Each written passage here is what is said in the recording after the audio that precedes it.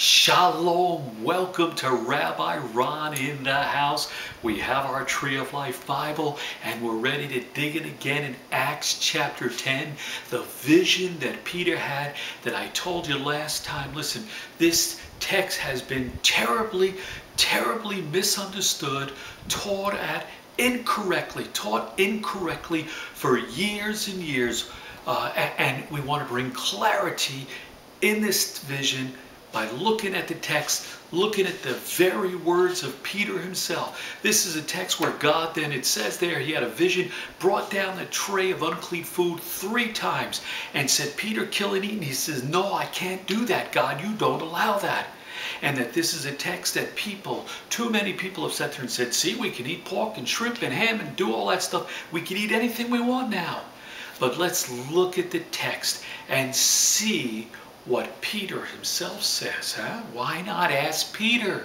And so we can ask Peter by reading what he says. It says Peter was puzzled about this. Listen, it wasn't that simple for him. He didn't sit there and just have this vision and say, oh great, I can call for Chinese food and eat my spare ribs now just like everybody else.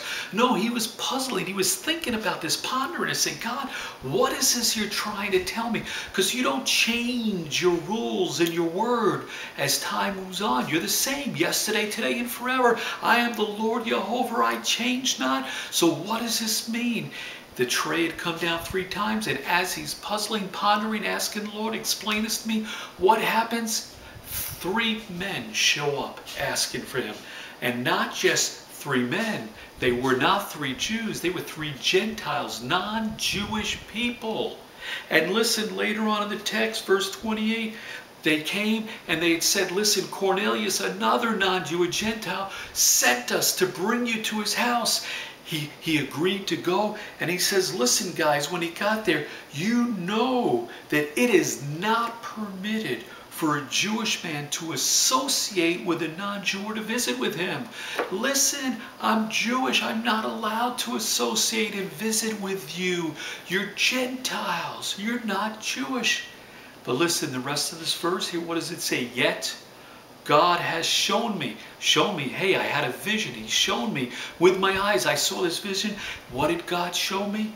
That I should call no one, no man, no person unholy or unclean.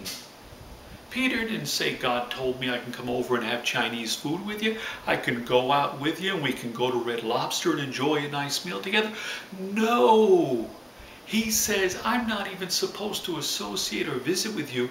But when God gave me this vision, he used unclean food to symbolize unclean people, saying that now I'm allowed to visit and associate with Gentiles. That's it. This is what Peter says. So why do people make up a new teaching? Peter himself says, God has shown me in the vision that I should call no one, no person unholy or unclean. See, God called us to go and bring the good news to all nations, to all people. Problem here though, if we can't associate or visit with people, how are we going to share the good news? How are we going to have fellowship, one body, you know, united as one? How good and pleasant it is, and dwell together. When brothers dwell together in unity, we can't dwell together in unity if we can't associate and visit with you. And so God says, listen, you need to be able to associate and visit with them to share the good news and fellowship together as one new man, one body in Messiah. This is what Peter says his vision was about. And so if that's what Peter says it's about, then we ought to accept his word for it.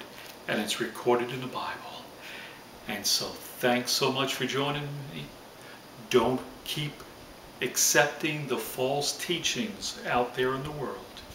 Accept the truth in God's word. This has been Rabbi Ron in the house.